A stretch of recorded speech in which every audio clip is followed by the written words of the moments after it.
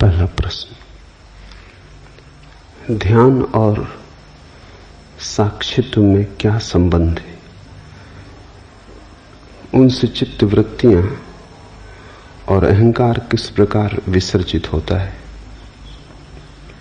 पूर्ण निरअहंकार को उपलब्ध हुए बिना क्या समर्पण संभव है?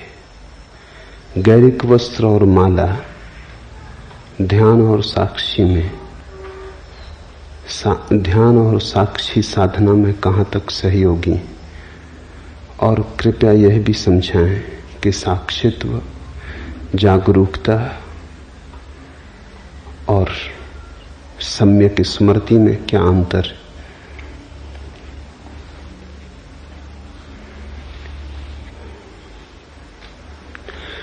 मनुष्य के जीवन को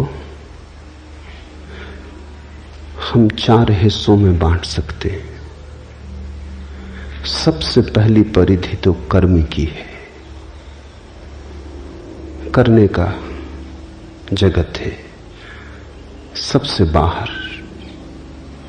थोड़े भीतर चलें तो फिर विचार का जगत है,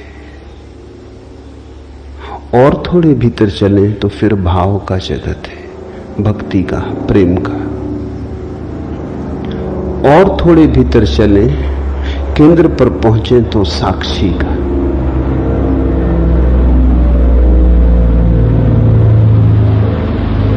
साक्षी हमारा स्वभाव है, क्योंकि उसके पार जाने का कोई उपाय नहीं। कभी कोई नहीं गया, कभी कोई जा भी नहीं सकता। साक्षी का साक्षी होना असंभव है। साक्षी तो बस साक्षी है, उससे पीछे नहीं हटा जा सकता। वो हमारी बुनियाद आ गई। साक्षी की बुनियाद पर यह हमारा भवन है, भाव का, विचार का, कर्म का। इसलिए 3 योग हैं, कर्म योग, ज्ञान योग, भक्ति योग। वे तीनों ही ध्यान की पद्धतियां हैं।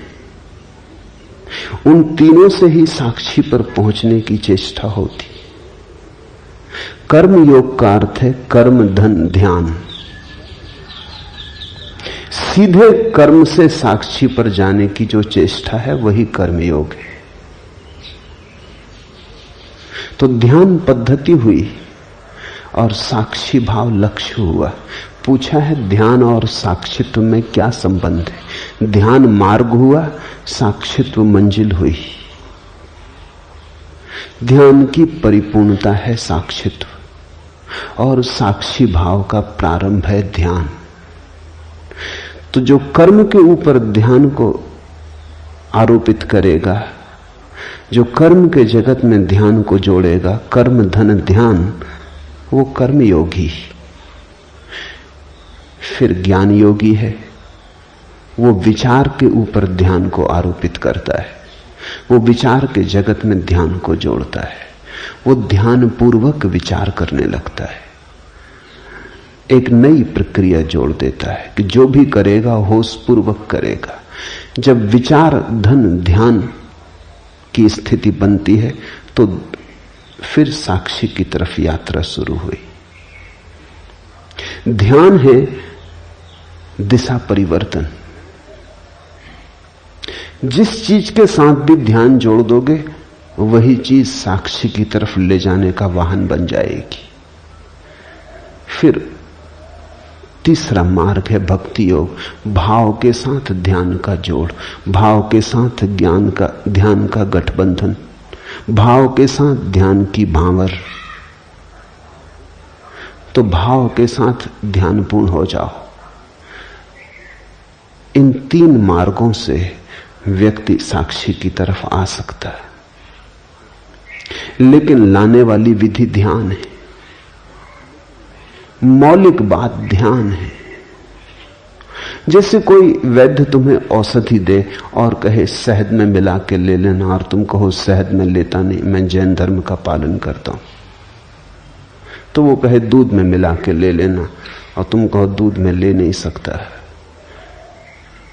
क्योंकि दूध तो रक्त का ही हिस्सा है। मैं क्वेकर ईसाई हूं, मैं दूध नहीं पी सकता, दूध तो मांसाहार है। तो वैद्य कहे पानी में मिला के ले लेना, लेकिन औषधि एक ही है। मधु, दूध या जल, कोई फर्क नहीं पड़ता, वो तो सिर्फ औषधि को गटकने के उपाय है, गले से उतर जाए। औषधि अकेली ना उतरेगी। ध्यान औषधि है। 3 तरह के लोग हैं जगत में। कुछ लोग हैं जो बिना कर्म के जी नहीं सकते,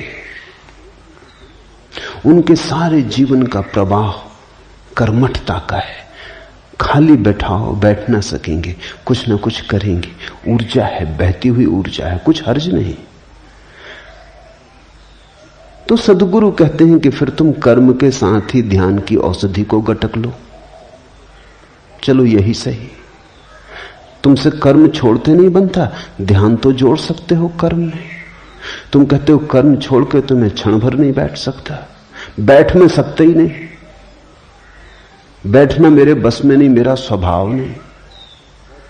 मनोवैज्ञानिक जिनको एक्सट्रोवर्ट कहते हैं, बहिर्मुखी, सदा संलग्न है, कुछ ना कुछ काम चाहिए। जब तक थक के गिर ना जाएं, सो ना जाएं, तब तक कर्म को छोड़ना उन्हें संभव नहीं, कर्म उन्हें स्वाभाविक है। तो सदगुरु कहते हैं ठीक, कर्म पर ही सवारी कर लो, इसी का घोड़ा बना लो, इसी में मिला लो औषधि को और गटक जाओ। असली सवाल औषधि का है।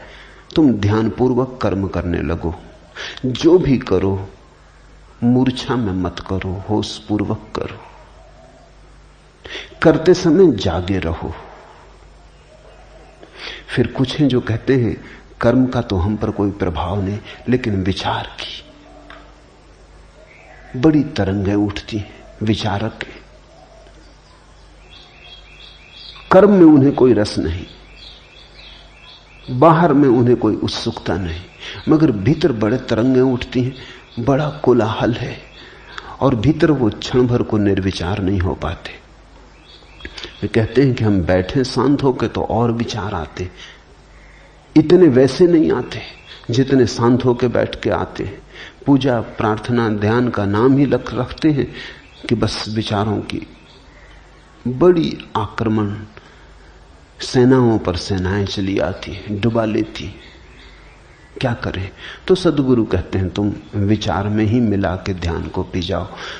विचार को रोको मत, विचार आए तो उसे देखो, उसमें खो मत, थोड़े दूर खड़े रहो, थोड़े फासले पर, शांत भाव से देखते हुए विचार को ही धीरे धीरे तुम साक्षी भाव को उपलब्ध हो जाओगे। विचार से ही ध्यान को जोड़ दो।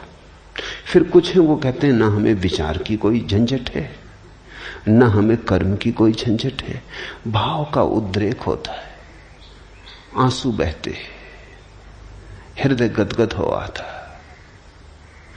डुबकी लग जाती, प्रेम में, स्नेह में, श्रद्धा में, भक्ति में। सदगुरु कहते हैं इसी को औषधि बना लो, इसी में ध्यान को जोड़ दो। आंसू तो बहें, ध्यान पूर्वक बहें। रोमांच तो हो लेकिन ध्यान पूर्वक हो। लेकिन सारसूत्र ध्यान है। ये जो भक्ति, कर्म और ज्ञान के भेद हैं, ये औषधि के भेद नहीं, औषधि तो एक ही है। और यही तुम्हें अष्टावक्र को समझना होगा। अष्टावक्र कहते हैं सीधे ही छलांग लगा जाओ, औषधि सीधी ही गटकी जा सकती। वो कहते हैं इन साधनों की भी जरूरत नहीं है। इसलिए अष्टावक्र न तो ज्ञान योगी हैं, न भक्ति योगी, न कर्म योगी। वो कहते हैं सीधे ही साक्षी में उतर जाओ, इन बहानों की कोई जरूरत नहीं। ये औषधि सीधी ही गटकी जा सकती है। छोड़ो बहाने, वाहन छोड़ो, सीधे ही दौड़ सकते हो, साक्षी सीधे ही हो सकते हो। इसलिए जहां तक अष्टावक्र का संबंध है, साक्षी और ध्यान में कोई फर्क नहीं। लेकिन जहां तक और पद्धतियों का संबंध है, साक्षी और ध्यान में फर्क है। ध्यान है विधि, साक्षी है मंजिल। अष्टावक्र के लिए तो मार्ग और मंजिल एक है, इसलिए तो वो कहते हैं अभी हो जाओ आनंदित। जिसकी मंजिल और मार्ग अलग है वो कभी नहीं कह सकता अभी हो जाओ। वो कहेगा चलो, लंबी यात्रा है, चढ़ो, तब पहुंचोगे पहाड़ पर। अष्टावक्र कहते हैं आंख खोलो, पहाड़ पर बैठे हो, कहां जाना, कैसा जाना। इसलिए अष्टावक्र के सूत्र तो अति क्रांतिकारी है। न तो ज्ञान, न भक्ति, न कर्म, तीनों ही इस ऊंचाई पर नहीं पहुंचते। शुद्ध साक्षी की बात है। ऐसा समझो कि दवाई गटकनी तक नहीं है, समझ लेना काफी है, बोध मात्र काफी है, सहारे की कोई जरूरत ही नहीं है, तुम वहां हो ही। लेकिन ऐसा होता है कि कुछ लोग असमर्थ हैं इस बात को मानने में। एक सूफी कहानी है। एक फकीर सत्य को खोजने निकला। अपने ही गांव के बाहर जो पहला ही संतों से मिला, एक वृक्ष के नीचे बैठे, उससे उसने पूछा कि मैं सद्गुरु को खोजने निकला हूं, आप बताएंगे कि सद्गुरु के लक्षण क्या हैं? उस फकीर ने लक्षण बता दिए। लक्षण बड़े सरल थे। उसने कहा ऐसे ऐसे वृक्ष के नीचे बैठा मिले, इस आसन में बैठा हो, ऐसी ऐसी मुद्रा हो, बस समझ लेना कि यही सद्गुरु है। चला खोजने। साधक कहते हैं 30 साल बीत गए, सारी पृथ्वी पर चक्कर मार चुका, बहुत जगह गया लेकिन सद्गुरु न मिला। बहुत मिले मगर कोई सद्गुरु न था। थका मांदा अपने गांव वापस लौटा। लौट रहा था तो हैरान हो गया, भरोसा न आया। वो बूढ़ा बैठा था उसी वृक्ष के नीचे। अब उसको दिखाई पड़ा कि ये तो वृक्ष वही है जो इस बूढ़े ने कहा था, ऐसे ऐसे वृक्ष के नीचे बैठा हो, और ये आसन भी वही लगाया है, लेकिन ये आसन तो 30 साल पहले भी लगाया था। क्या मैं अंधा था? इसके चेहरे पे भाव भी वही, मुद्रा भी वही। वो उसके चरणों में गिर पड़ा, कहा कि आपने पहले ही मुझे क्यों ना कहा? 30 साल मुझे भटकाया क्यों? ये क्यों ना कहा कि मैं ही सद्गुरु? उस बूढ़े ने कहा मैंने तो कहा था, लेकिन तुम तब सुनने को तैयार न थे। तुम बिना भटके घर भी नहीं आ सकते। अपने घर आने के लिए भी तुम्हें 1000 घरों पर दस्तक मारनी पड़ेगी, तभी तुम आओगे। कह तो दिया था मैंने, सब बता दिया था कि ऐसे ऐसे वृक्ष की, यही वृक्ष की व्याख्या कर रहा था, यही मुद्रा में बैठा था, लेकिन तुम भागे भागे थे, तुम ठीक से सुन ना सके, तुम जल्दी में थे, तुम कहीं खोजने जा रहे थे। खोज बड़ी महत्वपूर्ण थी, सत्य महत्वपूर्ण नहीं था तुम्हें, लेकिन आ गए तुम। मैं थका जा रहा था, तुम्हारे लिए बैठा बैठा इसी मुद्रा में। 30 साल तुम तो भटक रहे थे, मेरी तो सोचो। इसी झाड़ के नीचे बैठा कि किसी दिन तुम आओगे तो कहीं ऐसा ना हो कि तब तक मैं विदा हो जाऊं। तुम्हारे लिए रुका था, आ गए तुम। 30 साल तुम्हें भटकना पड़ा अपने कारण। सद्गुरु मौजूद था।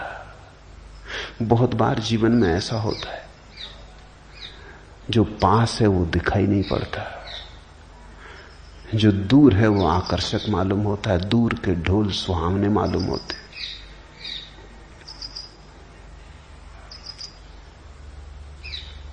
दूर खींचते हैं सपने हमें।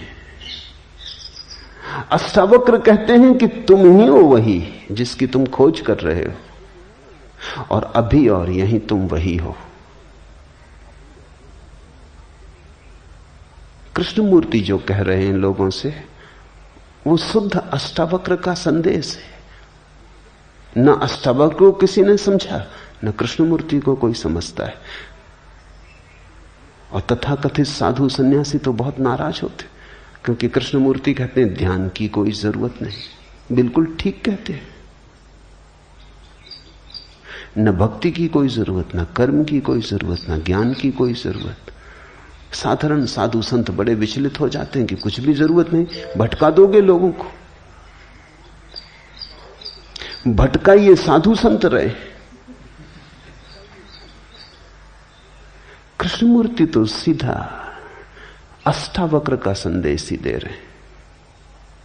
वो इतना ही कह रहे हैं कुछ जरूरत नहीं, क्योंकि जरूरत तो तब होती है जब तुमने खोया होता है। जरा झटकारो धूल, उठो, ठंडे पानी के छींटे आंख पे मार लो, और क्या करना है। तो अष्टावक्र के दर्शन में तो साक्षी और ध्यान एक ही है, क्योंकि मंजिल और मार्ग एक ही है। लेकिन और सभी मार्गों और प्रणालियों में ध्यान विधि है, साक्षी उसका अंतिम फल है।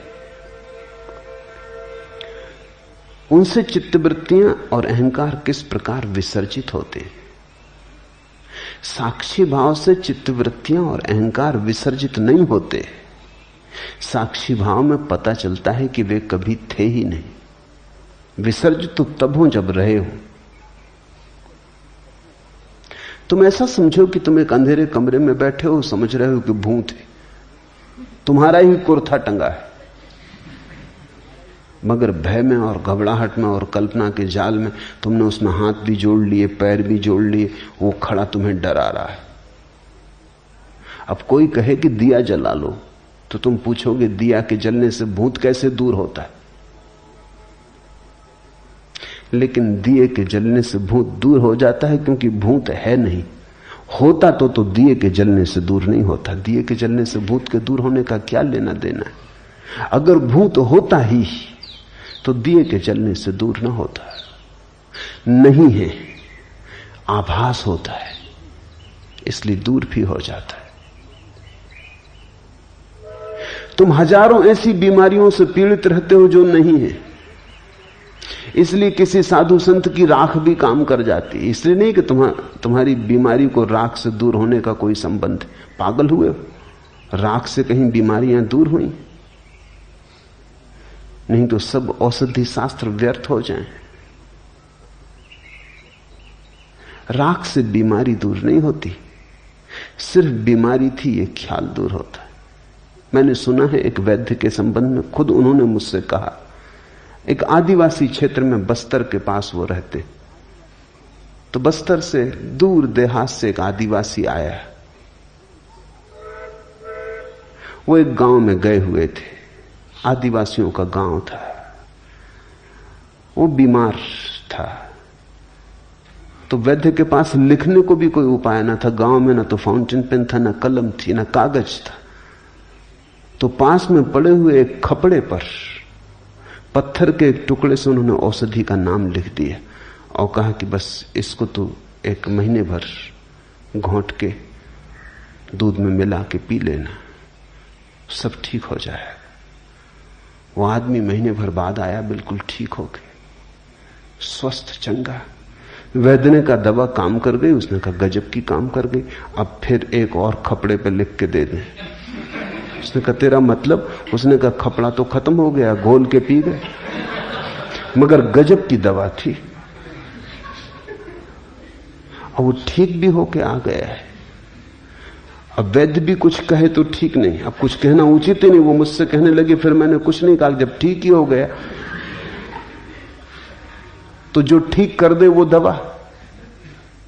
अब इसको और भटकाने में क्या सार है? ये कहना कि पागल, हमने दवा का नाम लिखा था, वो तो तूने खरीदी नहीं, वो प्रिस्क्रिप्शन को ही पी गए, मगर काम कर गई बात। बीमारी झूठी रही होगी, मनोकल्पित रही होगी। मनोवैज्ञानिक कहते हैं हमारी 100 में से 90 बीमारियां मनोकल्पित। और जैसे जैसे समझ बढ़ती है, ऐसा संभावना है कि 99% मनोकल्पित हो सकती है। और एक दिन ऐसी भी घटना आ सकती है कि 100% बीमारियां मनोकल्पित हों। इसलिए तो दुनिया में इतने चिकित्सा शास्त्र काम करते। एलोपैथी लो, उससे भी मरीज ठीक हो जाता है। आयुर्वेदिक लो, उससे भी ठीक हो जाता है। होम्योपैथी, उससे भी ठीक हो जाता है। यूनानी, उससे भी ठीक हो जाता है। नेचुरोपैथी से भी ठीक हो जाता है। और गंडे ताबीज भी काम करते हैं। आश्चर्यजनक है, अगर बीमारी वस्तुता है तो फिर बीमारी को दूर करने का एक विशिष्ट उपाय ही हो सकता है। सब उपाय काम नहीं करेंगे, बीमारी है नहीं। तुम्हें जिस पे भरोसा है, किसी को एलोपैथी पे भरोसा है, काम हो जाता है। बीमारी से ज्यादा डॉक्टर का नाम काम करता है।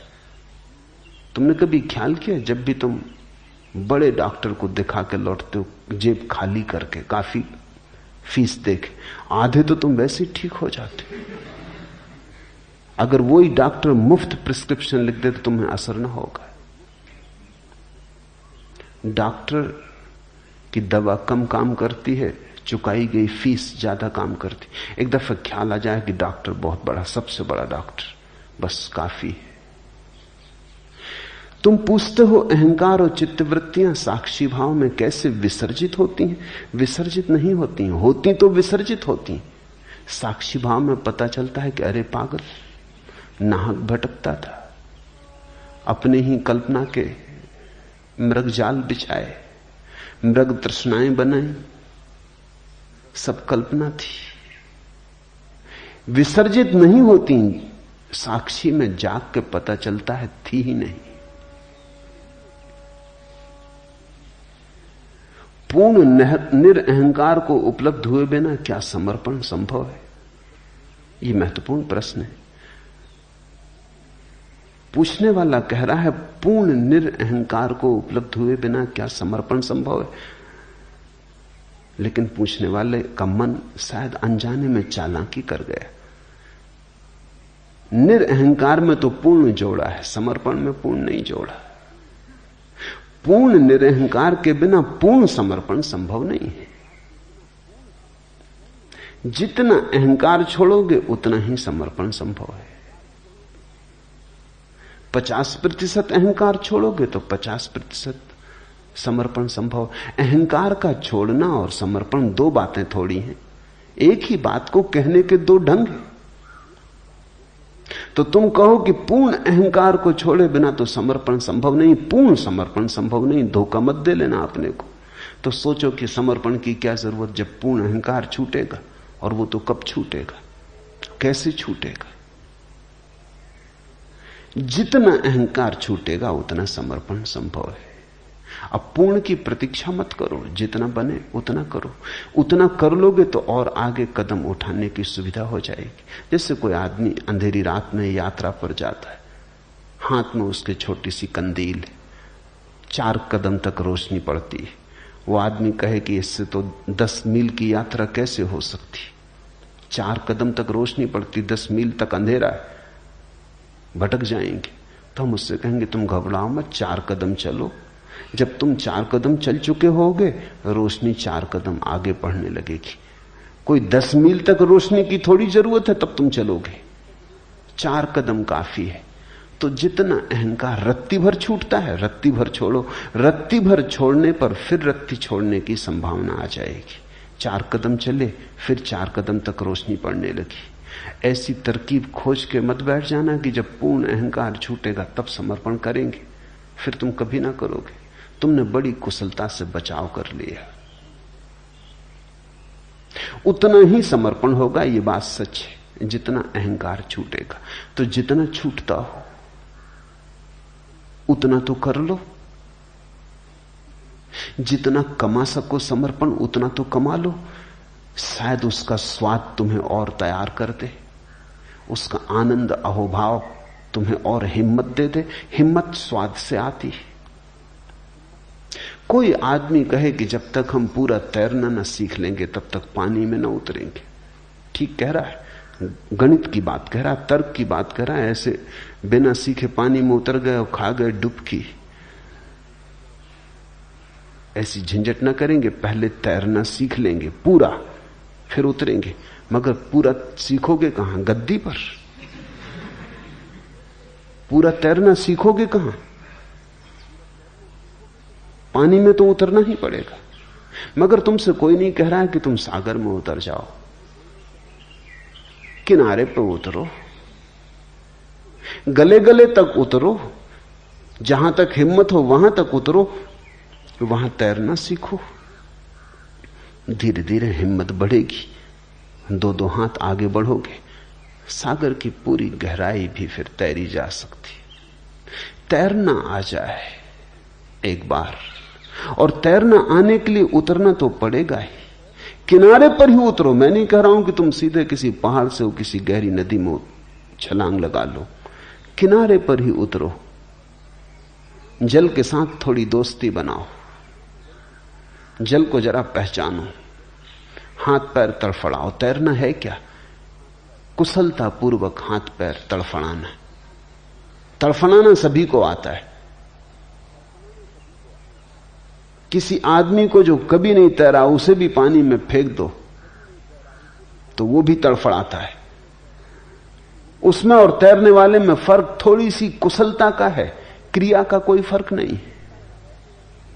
हाथ पैर वो भी फेंक रहा है, लेकिन उसका पानी पे भरोसा नहीं है, अपने पे भरोसा नहीं है। वो डर रहा है कि कहीं डूब ना जाऊं। वो डर ही उसे डुबा देगा। जल ने थोड़ी किसी को कभी डुबाया है। तुमने देखा मुर्दे ऊपर तैर जाते, मुर्दे पानी पे तैरने लगते। पूछो मुर्दों से तुम्हें क्या तरकीब आती? जिंदा थे डूब गए, मुर्दा होकर तैर रहे हो। मुर्दा डरता नहीं, अब नदी कैसे डुबाए। पानी का स्वभाव डुबाना नहीं है, पानी उठाता है। इसलिए तो पानी में वजन कम हो जाता है। तुम पानी में अपने से वजनी आदमी को उठा ले सकते हो, बड़ी चट्टान उठा ले सकते हो पानी में। पानी में चीजों का वजन कम हो जाता है। जैसे जमीन का गुरुत्वाकर्षण है, जमीन नीचे खींचती, पानी ऊपर उछालता है। पानी का उछालना स्वभाव है। अगर डूबते हो तो तुम अपने ही कारण डूबते हो। पानी ने कभी किसी को नहीं डुबाया। भूल के भी पानी को दोष मत देना। पानी ने अब तक किसी को नहीं डुबाया। तुम वैज्ञानिक से पूछ लो, वो भी कहता है ये चमत्कार है कि आदमी डूब कैसे जाते हैं, क्योंकि पानी तो उबारता है। तुम्हारी घबराहट में डूब जाते हो, चीख पुकार मचा देते हो, मुंह खोल देते हो, पानी पी जाते हो, भीतर वजन हो जाता है, डुबकी खा जाते हो। मरते तुम अपने कारण हो। तैरने वाला इतना ही सीख लेता है कि अरे पानी तो उठाता है, उसकी श्रद्धा पानी में बढ़ जाती। वो समझ लेता है कि पानी तो वजन कम कर देता है। जितने वजनी हम जमीन पे थे उससे बहुत कम वजनी पानी में रह जाते। तुमने देखा होगा, कभी तुम बाल्टी कुएं में डालते हो, जब बाल्टी भर जाती हो, पानी में डूबी होती तो कोई वजन नहीं होता। खींचो पानी के ऊपर और वजन शुरू हुआ। पानी तो निर्भर करता है, डुबाएगा कैसे। सीखने वाला धीरे धीरे इस बात को पहचान लेता है। श्रद्धा का जन्म होता है। पानी पर भरोसा आ जाता है कि ये दुश्मन नहीं है, मित्र है, ये डुबाता ही नहीं। फिर तो कुशल तैराक बिना हाथ पैर फैलाए, बिना हाथ पैर चलाए पड़ा रहता है जल पर, कमलवत। ये वही आदमी है जैसे तुम हो, कोई फर्क नहीं। सिर्फ इसमें श्रद्धा का जन्म हुआ और इसे अपने पे भरोसा आ गया, जल पे भरोसा आ गया, दोनों की मित्रता सध गई। ठीक ऐसा ही समर्पण में घटता है। समर्पण में डर यही है कि कहीं हम डूब ना जाएं। तो किनारे पे उतरो। तुमसे कोई 100 डिग्री समर्पण करने को कह भी नहीं रहा है। 1 डिग्री सही,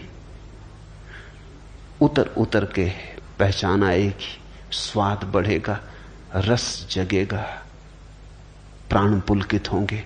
तुम चकित होगे कि कितना गमाया। अहंकार के साथ जरा से समर्पण से कितना पाया। नए द्वार खुले, प्रकाश द्वार, नई हवाएं बही प्राणों में, नई पुलक, नई उमंग, सब ताजा ताजा। तुम पहली दफा जीवन को देखोगे, तुम्हें पहली दफा आंखों से धुंध हटेगी, प्रभु का रूप थोड़ा थोड़ा प्रकट होना शुरू होगा। इधर समर्पण, उधर प्रभु पास आया, क्योंकि इधर तुम मिटना शुरू हुए, उधर प्रभु प्रकट होना शुरू हुआ। प्रभु दूर थोड़ी, तुम्हारे बजनी अहंकार के कारण तुम्हें दिखाई नहीं पड़ता। तुम्हारी आंखें अहंकार से भरी हैं, इसलिए दिखाई नहीं पड़ता। खाली आंखें देखने में समर्थ हो जाती। फिर धीरे धीरे हिम्मत बढ़ती जाती, श्रद्धा, आत्मविश्वास। तुम और समर्पण करते हो, एक दिन तुम पूरी छलांग ले लेते हो। एक दिन तुम कहते हो अब बस बहुत हो गया। अपने को बचाने में ही अपने को गमाया अब तक। एक दिन समझ में आ जाती बात, अब डुबा देंगे और डुबा के बचा लेंगे। धन है वे जो डूबने को राजी, क्योंकि उनको फिर कोई डुबा नहीं सकता। अभागे हैं वे जो बच रहे हैं, क्योंकि वे डूबे ही हुए हैं। उनकी नाव आज नहीं कल टकरा के डूब जाएगी। फिर अहंकार और समर्पण की बात में एक बात और ख्याल कर लेनी जरूरी है। मन बड़ा चालाक है, वो तरकीबें खोजता है। मन कहता है तो पहला कौन, अहंकार का छोड़ना पहले कि समर्पण पहले? पहले समर्पण करें तो अहंकार छूटेगा कि अहंकार छोड़ें तो समर्पण होगा? तुम इस तरह की बातें, बाजार जाते हो अंडा खरीदने, तब तुम नहीं पूछते कि पहले कौन, अंडा की मुर्गी। अगर तुम ये पूछो तो तुम अंडा खरीद के कभी घर ना आ सकोगे। तुम बस खरीद के चले आते हो, पूछते नहीं कि पहले कौन। पहले पक्का तो कर ले कि अंडा पहले कि मुर्गी पहले। अंडा या मुर्गी, बहुत लोगों ने विवाद किए। अंडा मुर्गी का प्रश्न बड़ा प्राचीन है। पहले कौन आता है, बड़ा कठिन है उत्तर खोज पाना। क्योंकि जैसे ही तुम कहो अंडा पहले आता, कठिनाई शुरू हो जाती, क्योंकि अंडा आया होगा मुर्गी से, तो मुर्गी पहले आ गई। जैसे कहो मुर्गी आती पहले, वैसी मुश्किल फिर खड़ी हो जाती, क्योंकि मुर्गी आएगी कैसे बिना अंडे के? ये तो एक वर्तुलाकार चक्कर है। प्रश्न भूल भरा है। प्रश्न भूल भरा है इसलिए है कि मुर्गा और अंडे दो नहीं है। मुर्गा और अंडा एक ही चीज की दो अवस्थाएं। आगे पीछे रखने में, दो कर लेने में तुम प्रश्न को उठा रहे हो। मुर्गी अंडे का एक रूप है, पूरा प्रकट रूप। अंडा मुर्गी का एक रूप है, अप्रकट रूप, जैसे बीज और वृक्ष। ऐसा ही निरअहंकार और समर्पण। कौन पहले, इस विवाद में पड़ के समय मत गंवाना। अगर मुर्गी ले आए तो अंडा भी ले आए, अगर अंडा ले आए तो मुर्गी भी ले आए। एक आ गया तो दूसरा आ ही गया। कहीं से भी शुरू करो। अगर अहंकार छोड़ सकते हो, अहंकार छोड़ने से शुरू करो। अगर अहंकार नहीं छोड़ सकते तो समर्पण करने से शुरू करो। समर्पण किया तो अहंकार छूटा, पूर्ण छूटा, ऐसा मैं कह नहीं रहा हूं। जितना समर्पण किया उतना छूटा। अगर समर्पण करना मुश्किल मालूम पड़ता है तो अहंकार छोड़ो। जितना छूटेगा अहंकार उतना समर्पण हो जाएगा। दुनिया में दो तरह के धर्म हैं, एक है निरअहंकारिता के धर्म और एक है समर्पण के धर्म। एक है मुर्गी पर जोर देने वाले धर्म, एक है अंडे पर जोर देने वाले धर्म। दोनों सही हैं, क्योंकि एक आ गया तो दूसरा अपने आप आ जाता है। जैसे महावीर का धर्म है जैन धर्म, बुद्ध का धर्म है बौद्ध धर्म। उनमें समर्पण के लिए कोई जगह नहीं, सिर्फ अहंकार छोड़ो। समर्पण करोगे कहां? कोई परमात्मा नहीं है जिसके सामने समर्पण हो सके। महावीर कहते हैं अशरण, शरण जाने की कोई जगह ही नहीं। किसकी शरण जाओगे? अशरण में हो जाओ, लेकिन अहंकार छोड़ो। हिंदू हैं, मुसलमान हैं, ईसाई हैं, वे धर्म समर्पण के धर्म है। वे अहंकार छोड़ने की उतनी बात नहीं कहते। वे कहते हैं परमात्मा पे समर्पण करो। कोई चरण खोज लो, कोई चरण जहां तुम अपने सिर को झुका सको। अहंकार अपने से चला जाएगा। दोनों सही है, क्योंकि दोनों घटनाएं एक ही सिक्के के दो पहलू हैं। तुम सिक्के का सीधा हिस्सा घर ले आओ कि उल्टा हिस्सा घर ले आओ, इससे क्या फर्क पड़ता है? सिक्का घर आ जाएगा। दोनों ही एक सिक्के के पहलू हैं, पर कहीं से शुरू करना पड़ेगा। बैठ के सिर्फ गणित मत बिठाते रहना। गैरिक वस्त्र और माला ध्यान और साक्षी साधना में कहां तक सहयोगी है? चाहो तो हर चीज सहयोगी है। चाहो तो छोटी छोटी चीजों से रास्ता बना ले सकते हो। कहते हैं राम ने जब पुल बनाया लंका को जोड़ने को, जब सागर सेतु बनाया, तो गिलहरियां छोटी छोटी रेत के कण और कंकड़ ले आईं। उनका भी हाथ हुआ, उन्होंने भी सेतु को बनने में सहायता दी। बड़े बड़ी चट्टाने वाले लाने वाले लोग भी थे, छोटी छोटी गिलहरियां भी थीं, जो उनसे बन सका उन्होंने किया। कपड़े के बदल लेने से बहुत आशा मत करना, क्योंकि कपड़े के बदल लेने से अगर सब बदलता होता तो बात बड़ी आसान हो जाती। माला के गले में डाल लेने से ही मत समझ लेना कि बहुत कुछ हो जाएगा, क्रांति घट जाएगी। इतनी सस्ती क्रांति नहीं है। लेकिन इससे यह भी मत सोच लेना कि यह गिलहरी का उपाय, इससे क्या होगा। राम ने गिलहरियों को भी धन्यवाद दिया। ये छोटे छोटे उपाय भी कारगर हैं। कारगर इस तरह है,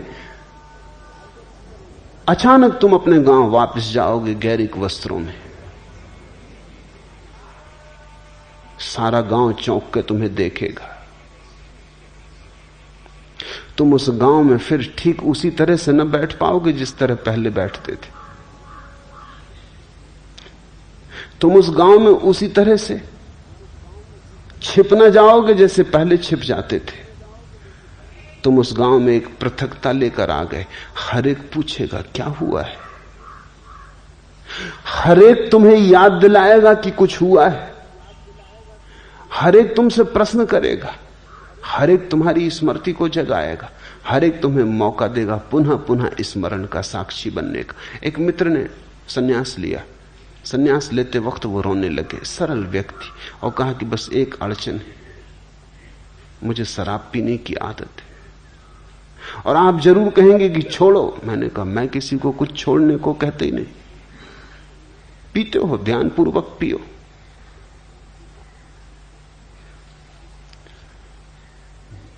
उन्होंने कहा क्या मतलब, सन्यासी होके भी मैं शराब पीऊं? तुम्हारी मर्जी, सन्यास मैंने दे दिया, अब तुम समझो। वो कोई महीने भर बाद आए, कहने लगे आपने चालबाजी की। शराब घर में खड़ा था, एक आदमी आके मेरे पैर पड़ लिया, कहा स्वामी जी कहां से आए? मैं भागा वहां से। मैंने कहा कि ये स्वामी जी उस शराब घर में। वो आदमी कहने लगा आपने चालबाजी की। अब शराब घर की तरफ जाने में डरता हूं कि कोई पैर वगैरह छू ले या कोई नमस्कार वगैरह कर ले।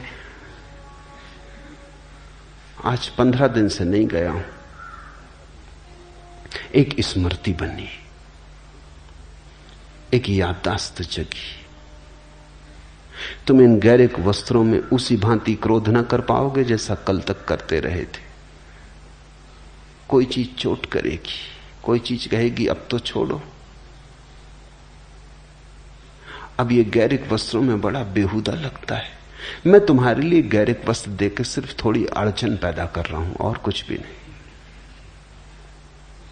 तुम अगर चोर हो तो उसी आसानी से चोर न रह सकोगे। तुम अगर धन के पागल दीवाने हो, लोभी हो, तो तुम्हारे लोभ में वही बल न रह जाएगा। तुम अगर राजनीति में दौड़ रहे हो, पद की प्रतिष्ठा में लगे थे, अचानक तुम पाओगे कुछ सार नहीं। ये छोटे से वस्त्र बड़े प्रतीकात्मक हो जाएंगे। अपने आप में इनका मूल्य नहीं है, लेकिन इनके साथ जुड़ जाने में तुम धीरे धीरे पाओगे बात तो बड़ी छोटी थी, बीज तो बड़ा छोटा था, धीरे धीरे बड़ा हो गया। धीरे धीरे उसने सब बदल डाला। तुम्हारे कृत्य बदलेंगे, तुम्हारी आदतें बदलेंगी, तुम्हारे उठने बैठने का ढंग बदलेगा, तुम्हारे जीवन में एक नया प्रसाद। लोगों की अपेक्षाएं तुम्हारे प्रति बदलेंगी, लोगों की आंखें तुम्हारे प्रति बदलेंगी। नाम का परिवर्तन, पुराने नाम से संबद्ध विच्छेद हो जाएगा। वस्त्र का परिवर्तन, पुरानी तुम्हारी रूपरेखा से मुक्ति हो जाएगी। ये गले में तुम्हारी माला तुम्हें मेरी याद दिलाती रहेगी। ये मेरे और तुम्हारे बीच एक सेतु बन जाएगी। तुम मुझे भूल ना पाओगे इतनी आसानी से, और लोग तुम्हें पृथक करने लगेंगे, और उनका पृथक करना तुम्हारे लिए साक्षी होने में बड़ा सहयोगी हो जाएगा। लेकिन मैं ये नहीं कह रहा हूं कि इतना कर लेने से सब हो जाएगा, कि बस पहन लिए वस्त्र और माला डाल ली, समझा कि खत्म, यात्रा पूरी। तुम पे निर्भर है।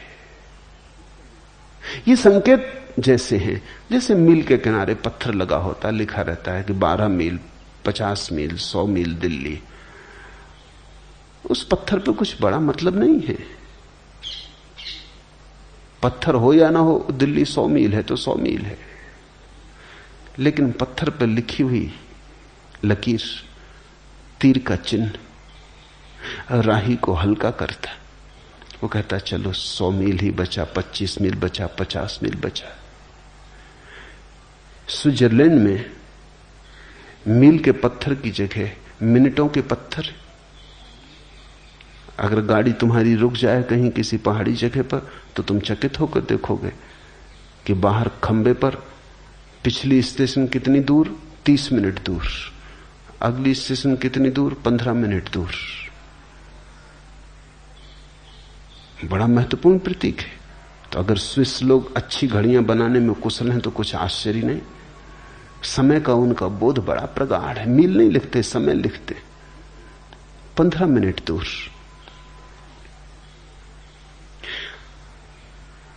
खबर मिलती है कि समय का बोध प्रगाढ़ है इस जाति का। तुम गैरिक वस्त्र पहने हो, कुछ खबर मिलती तुम्हारे बाबत। हर चीज खबर देती।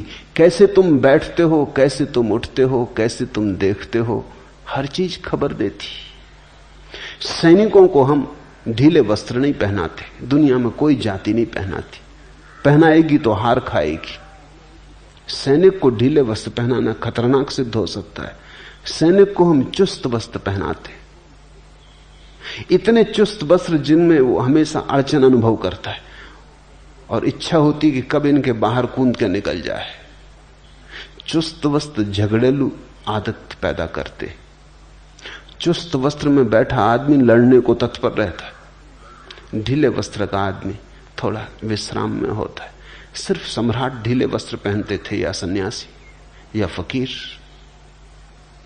तुमने कभी देखा कि ढीले वस्त्र पहन के अगर तुम सीढ़ियां चढ़ो तो तुम एक एक सीढ़ी चढ़ोगे? चुस्त वस्त्र पहन के चढ़ो, दो दो एक साथ चढ़ जाओगे।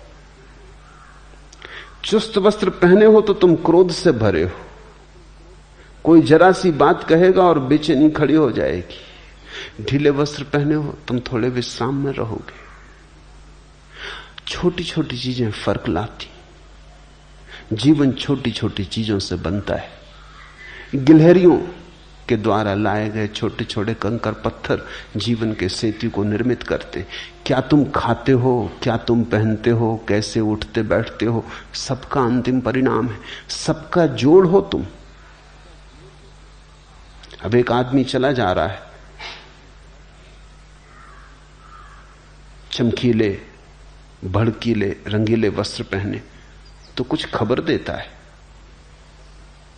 एक स्त्री चली जा रही है, बेहुदे अश्लील शरीर को उभारने वाले वस्त्र पहने, कुछ खबर देती। एक आदमी ने सीधे सादे वस्त्र पहने, ढीले विश्राम से भरे, कुछ खबर मिलती उस आदमी के संबंध में। मनोवैज्ञानिक कहते हैं अगर तुम एक आदमी को आधा घंटा तक चुपचाप देखते रहो, कैसे वस्त्र पहने, कैसा उठता, कैसा बैठता, कैसा देखता, तो तुम उस आदमी के संबंध में इतनी बातें जान लोगे कि तुम भरोसा ना कर सकोगे। हमारी हर गतिविधि, हर भाव भंगिमा हमारी है। भाव भंगिमा के बदलने से हम बदलते हैं, हमारे बदलने से भाव भंगिमा बदलती। तो ये तो केवल प्रतीक है, ये तुम्हें साथ देंगे, ये तुम्हारे लिए इशारे बने रहेंगे, ये तुम्हें जागरूक रखने के लिए थोड़ा सा सहारा है।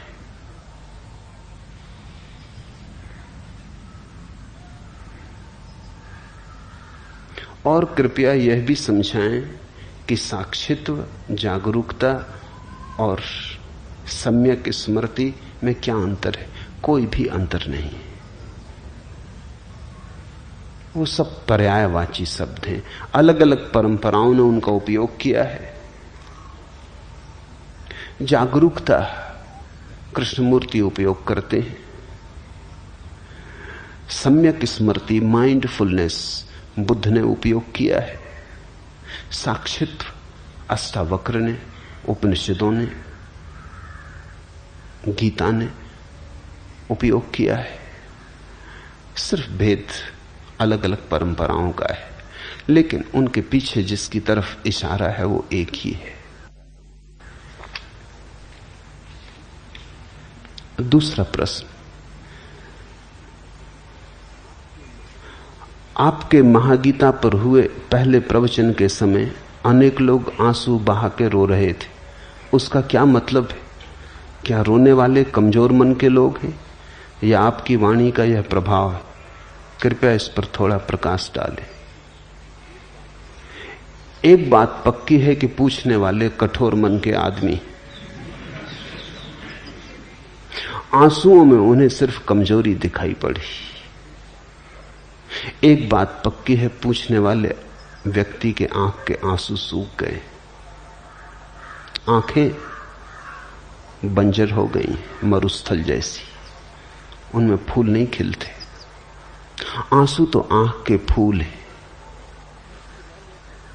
पूछने वाले का भाव मर गया है, पूछने वाले का हृदय अवरुद्ध हो गया है। पूछने वाला सिर्फ बुद्धि से जी रहा होगा, उसने भाव को तिलांजलि दे दी, सोच विचार से जी रहा होगा। प्रेम और करुणा और जीवन की तरफ जो लगाव की, चाहत की, आनंद की संभावना है, उसे इनकार कर दिया होगा। कोई रसधार नहीं बहती होगी, सूखा साखा मरुस्थल जैसा मन हो गया होगा। इसलिए पहली बात यह ख्याल में आई कि जो लोग रोते हैं कमजोर मन के होंगे। किसने कहा तुम्हें कि रोना कमजोरी का लक्षण? मीरा खूब रोई, चैतन्य की आंखों से झरझर आंसू बहे। नहीं, कमजोरी के लक्षण नहीं, भाव के लक्षण, भाव की शक्ति के लक्षण। और ध्यान रखना, भाव विचार से गहरी बात है। मैंने कहा पहले कर्म की रेखा, फिर विचार की रेखा, फिर भाव की रेखा, फिर साक्षी का केंद्र। भाव साक्षी के निकटतम है, भक्ति भगवान के निकटतम है, कर्म बहुत दूर है, वहां से यात्रा बड़ी लंबी है, विचार भी काफी दूर है, वहां से भी यात्रा काफी लंबी है, भक्ति बिल्कुल पास है। ख्याल रखना, आंसू जरूरी रूप से दुख के कारण नहीं होते। हालांकि लोग एक ही तरह के आंसुओं से परिचित हैं जो दुख के होते। करुणा में भी आंसू बहते, आनंद में भी आंसू बहते, अहोभाव में भी आंसू बहते हैं, कृतज्ञता में भी आंसू बहते हैं। आंसू तो सिर्फ प्रतीक हैं कि कोई ऐसी घटना भीतर घट रही है जिसको संभालना मुश्किल है। दुख या सुख कोई ऐसी घटना भीतर घट रही है जो इतनी ज्यादा है कि ऊपर से बहने लगी। फिर वो दुख हो, इतना ज्यादा दुख हो कि भीतर संभालना मुश्किल हो जाए तो आंसुओं से बहेगा। आंसू निकास है। या आनंद घना हो जाए तो आनंद भी आंसुओं से बहेगा। आंसू निकास है। आंसू जरूरी रूप से दुख या सुख से जुड़े नहीं है, अतिरेक से जुड़े हैं। जिस चीज का भी अतिरेक हो जाएगा आंसू उसी को लेकर बहने लगेंगे। तो जो रोए उनके भीतर कुछ अतिरेक हुआ होगा, उनके हृदय पे कोई चोट पड़ी होगी, उन्होंने कोई मर्मर सुना होगा अज्ञात का। दूर अज्ञात की किरण ने उनके हृदय को स्पर्श किया होगा। उनके अंधेरे में कुछ उतरा होगा, कोई तीर उनके हृदय को पीड़ा और आह्लाद से भर गया। रोक ना पाए वो अपने आंसू।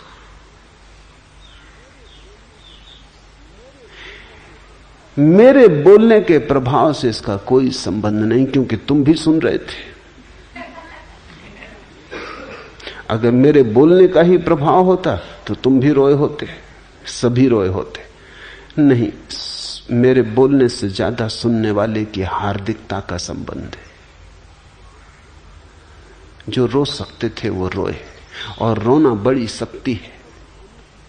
एक बहुत अनूठी दिशा को मनुष्य जाति ने खो दिया है, विशेषकर मनुष्यों ने खो दिया है, पुरुषों ने। स्त्रियों ने थोड़ा बचा रखा है। स्त्रियां धन्यभागी हैं। मनुष्य की आंख में पुरुष हो कि स्त्री एक सी ही आंसुओं की ग्रंथियां हैं। प्रकृति ने आंसुओं की ग्रंथियां बराबर बनाई, इसलिए प्रकृति का तो निर्देश स्पष्ट है कि दोनों की आंखें रोने के लिए बनी। लेकिन पुरुष के अहंकार ने धीरे धीरे अपने को नियंत्रण में कर लिया है। धीरे धीरे पुरुष सोचने लगा है कि रोना स्त्रैण है, सिर्फ स्त्रियां रोती।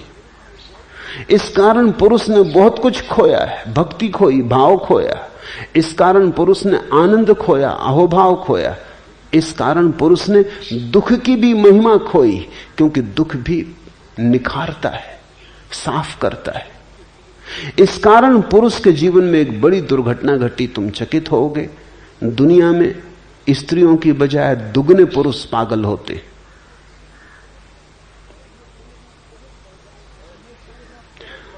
और यह संख्या बहुत बढ़ जाए अगर युद्ध बंद हो जाए, क्योंकि युद्ध में पुरुषों का पागलपन काफी निकल जाता है, बड़ी मात्रा में निकल जाता है।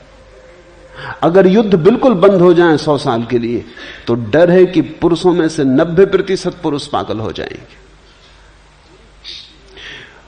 पुरुष स्त्रियों से ज्यादा आत्मघात करते हैं 2 गुना। आमतौर से तुम्हारी धारणा और होगी, तुम सोचते हो कि स्त्रियां ज्यादा आत्मघात करती, बातें करती हैं स्त्रियां, करती नहीं आत्मघात।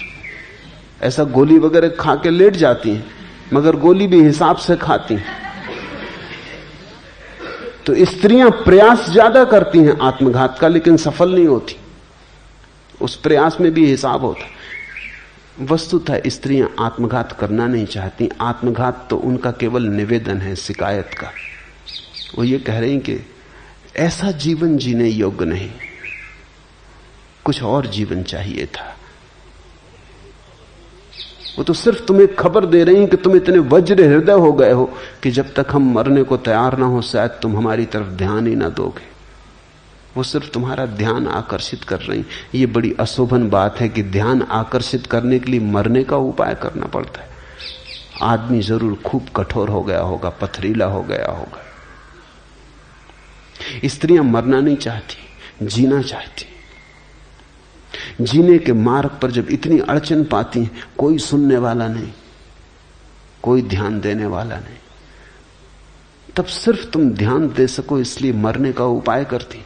लेकिन पुरुष जब आत्महत्या करते हैं तो सफल हो जाते।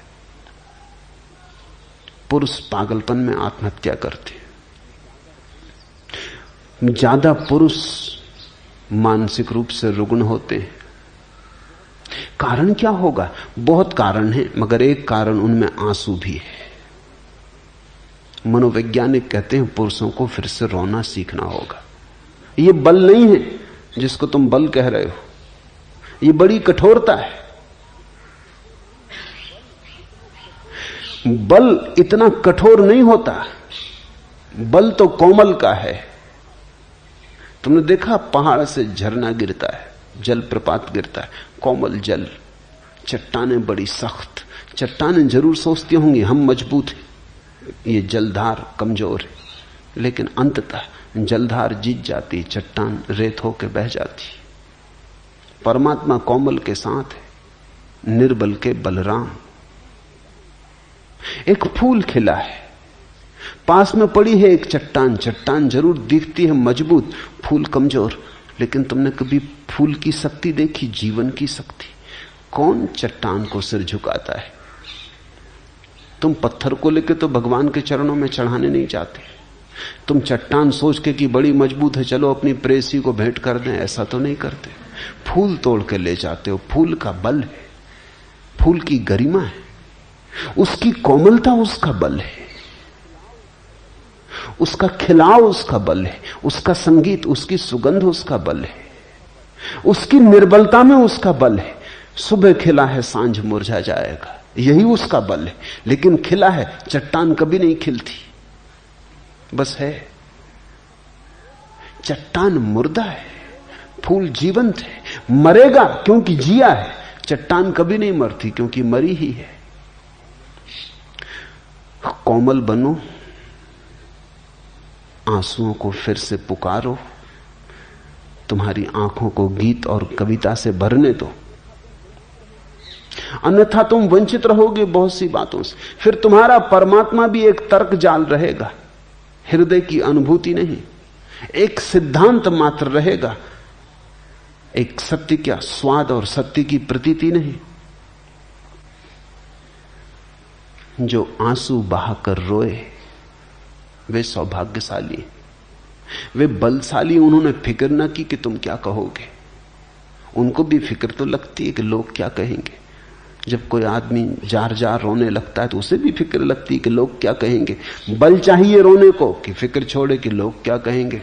कहने दो, होंगे बदनाम तो हो लेने दो, हमको जी खोल के रो लेने दो। जब कोई आदमी रोता है, छोटे बच्चे की तरह बिसूरता है, तो थोड़ा सोचो उसका बल। तुम सबकी फिक्र नहीं की उसने ये फिक्र नहीं की कि लोग क्या कहेंगे कि मैं यूनिवर्सिटी में प्रोफेसर हूं और रो रहा हूं। कोई विद्यार्थी देख ले कि मैं इतना बड़ा दुकानदार और रो रहा हूं, कोई ग्राहक देख ले कि मैं इतना बलशाली पति और रो रहा हूं और पत्नी पास बैठी, घर जाके झंझट खड़ी होगी। कि मैं बाप हूं और रो रहा हूं और बेटा देख ले, छोटे बच्चे देख ले, संभाल लो अपने को। अहंकार संभाले रखता है, ये निरअहंकार रोया।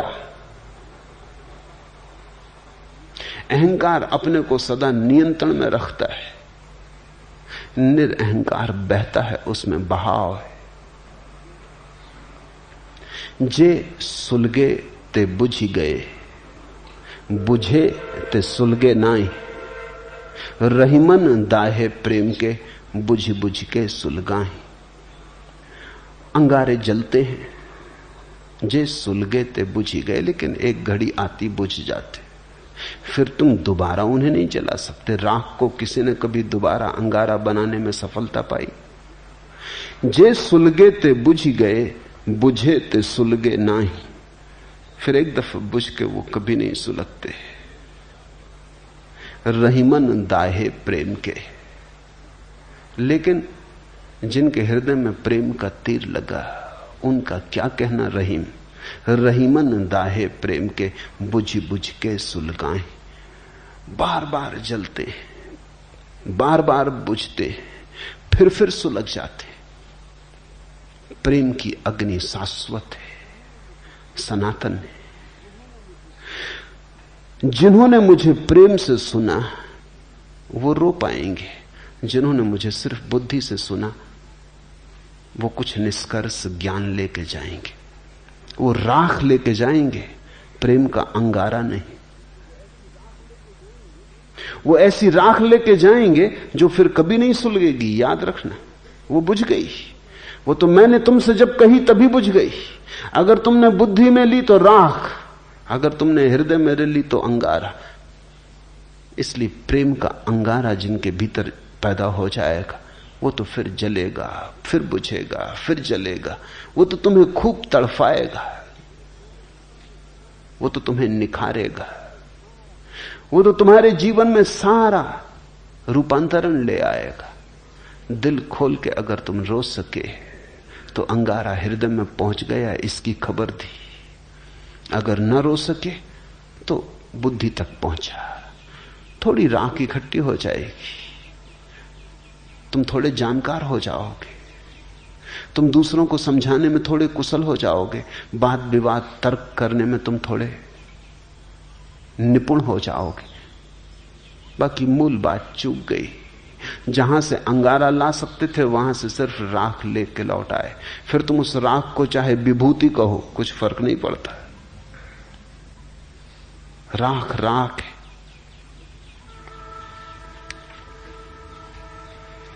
लगी आग उठे दर्द के राग दिल से, तेरे गम में आतश बयां हो गए हम। खिरत की बदौलत रहे रास्ते में, गुब्बारे पसे कारवां हो गए हम।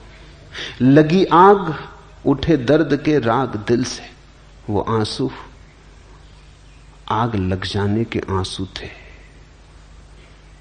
जब किसी को रोकते देखो उसके पास बैठ जाना। वो घड़ी सत्संग का है, वो घड़ी छोड़ने जैसी नहीं। तुम नहीं रो पा रहे तो कम से कम रोते हुए व्यक्ति के पास बैठ जाना, उसका हाथ हाथ में ले लेना। शायद बीमारी तुम्हें भी लग जाए। लगी आग उठे दर्द के राग दिल से, आग लग जाए। ये गैरिक वस्त्र आग के प्रतीक है, ये प्रेम की आग के प्रतीक है। तेरे गम में आतश बयां हो गए हम। और जब तुम्हारे भीतर हृदय में पीड़ा उठेगी, विरह का भाव उठेगा, तुम्हारी श्वास श्वास में जब अग्नि प्रकट होने लगेगी, आतश बयां। तेरे गम में आतश बयां हो गए हम। खिरत की बदौलत रहे रास्ते में, बुद्धि की बदौलत तो रास्ते में भटकते रहे। खिरत की बदौलत रहे रास्ते में, गुब्बारे पसे कारवां हो गए हम। और बुद्धि के कारण धीरे धीरे हमारी हालत ऐसी हो गई जैसे कारवां गुजरता है, उसके पीछे धूल उड़ती रहती। हम धूल हो गए। धूल के अतिरिक्त बुद्धि के हाथ में कभी कुछ लगा नहीं है। खिरत की बदौलत रहे रास्ते में, गुब्बारे पसे कारवां हो गए हम। जो दिल अपना रोशन हुआ कृष्ण मोहन, हदें मिट गई बेकरां हो गए हम। जो दिल अपना रोशन हुआ कृष्ण मोहन, अगर प्रेम में पड़ जाए चोट, हृदय पे लग जाए चोट, खिल जाए वहां आग का अंगारा। जो दिल अपना रोशन हुआ कृष्ण मोहन, हदें मिट गई बेकरां हो गए हम। उस घड़ी फिर सीमाएं टूट जाती, असीम हो जाते। आंसू असीम की तरफ तुम्हारा पहला कदम है। आंसू इस बात की खबर है कि तुम पिघले, तुम्हारी सख्त सीमाएं थोड़ी पिघली, तुम थोड़े नरम हुए, तुम थोड़े गर्म हुए, तुमने ठंडी बुद्धि थोड़ी छोड़ी, थोड़ी आग जली, थोड़ा ताप पैदा हुआ। ये आंसू ठंडे नहीं है, ये आंसू बड़े गर्म है। और ये आंसू तुम्हारे पिघलने की खबर लाते हैं। जैसे बर्फ पिघलती है, ऐसे जब तुम्हारी भीतर की अस्मिता पिघलने लगती तो आंसू बहते हैं। कतीले हवस थे तो आतश नफस थे, मोहब्बत हुई बेजुबां हो गए हम।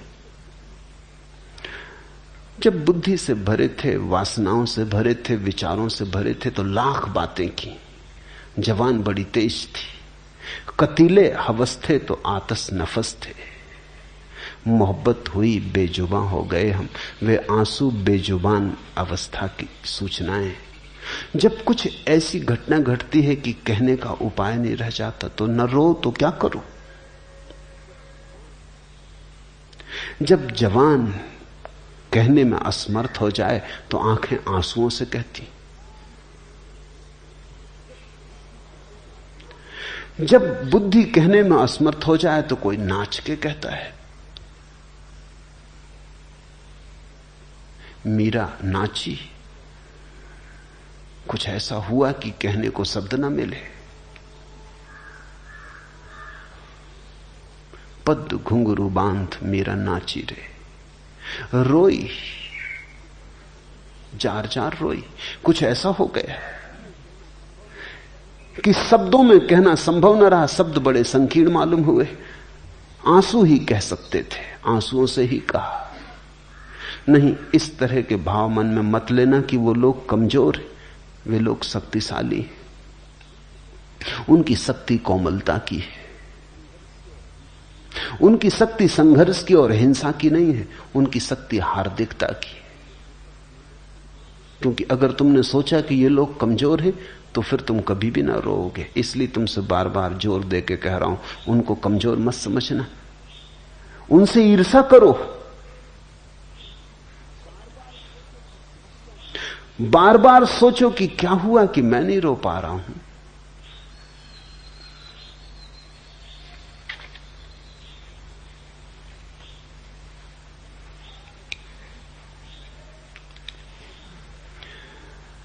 भाव से भरा व्यक्ति स्वयं के केंद्र के सर्वाधिक निकट है। और जितना ही भाव से भरा व्यक्ति स्वयं के निकट होता है उतनी ही ज्यादा पीड़ा को अनुभव करता है। तुम जितने घर से ज्यादा दूर हो उतने ही घर को भूलने की सुगमता है। जैसे जैसे घर करीब आने लगता है वैसे वैसे घर की याद भी आने लगती। तुम परमात्मा को भूल के बैठे हो। परमात्मा शब्द तुम्हारे कानों में पड़ता है लेकिन कोई हलचल नहीं होती। सुन लेते हो, एक शब्द मात्र है। परमात्मा शब्द मात्र नहीं है। उसे सुन लेने भर की बात नहीं है। जिसके भीतर कुछ थोड़ी सी अभी भी जीवन की आग है उसे परमात्मा झकझोर देगा। शब्द मात्र झकझोर देगा। चाहते हो अगर मुझे दिल से, फिर भला किस लिए रुलाते हो। तो भक्त सदा परमात्मा से कहते रहे, चाहते हो अगर मुझे दिल से, फिर भला किस लिए रुलाते हो। रोशनी के घने अंधेरों में क्यों नजर से नजर चुराते हो। पास आए न पास आकर भी पास मुझको नहीं बुलाते हो। किस लिए आसपास रहते हो, किस लिए आसपास आते हो। तो अगर तुमने मुझे ठीक से सुना तो तुम्हें परमात्मा बहुत बार बहुत पास मालूम पड़ेगा। किस लिए आसपास रहते हो, किस लिए आसपास आते हो। पास आए न पास आकर भी पास मुझको नहीं बुलाते हो। चाहते हो अगर मुझे दिल से, फिर भला किस लिए रुलाते हो। रोशनी के घने अंधेरों में क्यों नजर से नजर चुराते हो। जो व्यक्ति भाव में उतर रहा है वो बिल्कुल इतने करीब है परमात्मा के कि परमात्मा की आंच उसे अनुभव होने लगती, नजर में नजर पड़ने लगती, सीमाएं एक दूसरे को ऊपर उतरने लगती, एक दूसरे की सीमा में अतिक्रमण होने लगता है। यहां जो कहा जा रहा है वो सिर्फ कहने को नहीं है, वो तुम्हें रूपांतरित करने को है।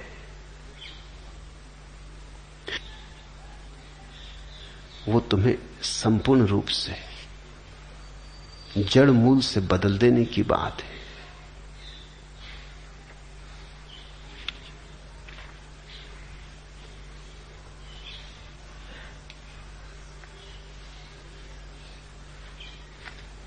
तीसरा प्रश्न, धर्म धन धारणा या धारणा धन धर्म से संस्कृति का निर्माण होता है और संस्कृति से समाज और उसकी परंपराएं बनती। पूज्यपाद ने बताया कि धर्म सबके खिलाफ है। अगर धर्म सभी के विरोध में रहेगा तो किसी प्रकार की अराजकता होना असंभव है क्या? हमें समझाने की कृपा करें। धर्म से जो तुम अर्थ समझ रहे हो धारणा का, वैसा अर्थ नहीं है। धारणा कंसेप्ट धर्म नहीं है। धर्म शब्द बना है जिस धातु से, उसका अर्थ है जिसने सबको धारण किया है, जो सबका धारक है, जिसने सबको धारा है। धारणा नहीं, जिसने सबको धारण किया है। ये जो विराट, ये जो चांद्र पक्षी और मनुष्य और अनंत अनंत तक फैला हुआ अस्तित्व है, इसको जो धारे हुए है वही धर्म। धर्म का कोई संबंध धारणा से नहीं है। तुम्हारी धारणा हिंदू की है, किसी की मुसलमान की है, किसी की ईसाई की, इससे धर्म का कोई संबंध नहीं। ये धारणाएं, ये बुद्धि की धारणाएं। धर्म तो उस मौलिक सत्य का नाम है जिसने सब को संभाला है, जिसके बिना सब बिखर जाएगा, जो सबको जोड़े हुए है, जो सबकी समग्रता है, जो सबका सेतु है। वही जैसे हम फूल की माला बनाते हैं, की माला रखी हो, फर्क क्या है? ढेर अराजक है, उसमें कोई एक फूल से दूसरे फूल से संबंध नहीं, सब फूल असंबंधित है। माला में एक धागा पिरोया, वो धागा दिखाई नहीं पड़ता, वो फूलों में छिपा है, लेकिन एक फूल दूसरे फूल से जुड़ गया। इस सारे अस्तित्व में जो धागे की तरह पिरोया हुआ, उसका नाम धर्म। जो हमें वृक्षों से जोड़े है, चांद तारों से जोड़े है, जो कंकड़ पत्थरों को सूरज से जोड़े है, जो सबको जोड़े है, जो सबका जोड़ है, वही धर्म। धर्म से संस्कृति का निर्माण नहीं होता, तो संस्कार से बनती। धर्म तो तब पता चलता है जब हम सारे संस्कारों का त्याग कर देते हैं। संन्यास का अर्थ है संस्कार त्याग। हिंदू की संस्कृति अलग है, मुसलमान की संस्कृति अलग है, बौद्ध की संस्कृति अलग है, जैन की संस्कृति अलग है। दुनिया में हजारों संस्कृतियां हैं, क्योंकि हजारों ढंग के संस्कार हैं। कोई पूरब की तरफ बैठ के प्रार्थना करता है, कोई पश्चिम की तरफ मुंह करके प्रार्थना करता है, ये संस्कार है। कोई ऐसे कपड़े पहनता, कोई वैसे कपड़े पहनता है, कोई इस तरह। मैं नहीं चाहूंगा कि दुनिया में बस एक संस्कृति हो, बड़ी बेहूदी, बेरौनक, उबाने वाली होगी। दुनिया में हिंदुओं की संस्कृति होनी चाहिए, मुसलमानों की, ईसाइयों की, बौद्धों की, जैनों की, चीनियों की, रूसियों की, हजारों संस्कृतियां होनी चाहिए, क्योंकि वैविध्य जीवन को सुंदर बनाता है। बगीचे में बहुत तरह के फूल होने चाहिए। एक ही तरह के फूल बगीचे को उबाने ऊप से भर देंगे। संस्कृतियां तो अनेक होनी चाहिए, अनेक हैं, अनेक रहेंगी, लेकिन धर्म एक होना चाहिए, क्योंकि धर्म एक है और कोई उपाय नहीं। तो मैं हिंदू को संस्कृति कहता हूं, मुसलमान को संस्कृति कहता हूं, धर्म नहीं कहता। ठीक है, संस्कृतियां तो सुंदर हैं, बनाओ अलग ढंग की मस्जिद, अलग ढंग के मंदिर। मंदिर सुंदर हैं, मस्जिदें सुंदर हैं। मैं नहीं चाहूंगा कि दुनिया में सिर्फ मंदिर रह जाएं और मस्जिदें मिट जाएं, बड़ा सौंदर्य कम हो जाएगा। मैं नहीं चाहूंगा कि दुनिया में संस्कृति रह जाए, अरबी मिट जाए, बड़ा सौंदर्य कम हो जाएगा। मैं नहीं चाहूंगा दुनिया में सिर्फ कुरान रह जाए, वेद मिट जाए, गीता उपनिषद मिट जाए, दुनिया बड़ी गरीब हो जाएगी। कुरान सुंदर है, साहित्य की अनूठी कृति है, काव्य की बड़ी गहन, कुछ लेना ना नहीं। वेद प्रिय है, अनूठे उद्घोष है, पृथ्वी की आकांक्षाएं हैं आकाश को छू लेने की। उपनिषद अति मधुर है, उनसे ज्यादा मधुर वक्तव्य कभी भी नहीं दिए गए। वे नहीं खोने चाहिए, वे सब रहने चाहिए, पर संस्कृति की तरह। धर्म तो एक है, धर्म तो वो है जिसने हम सबको धारण किया, हिंदू को भी, मुसलमान को भी, ईसाई को भी। धर्म तो वो है जिसने पशुओं को, मनुष्यों को, पौधों को, सबको धारण किया।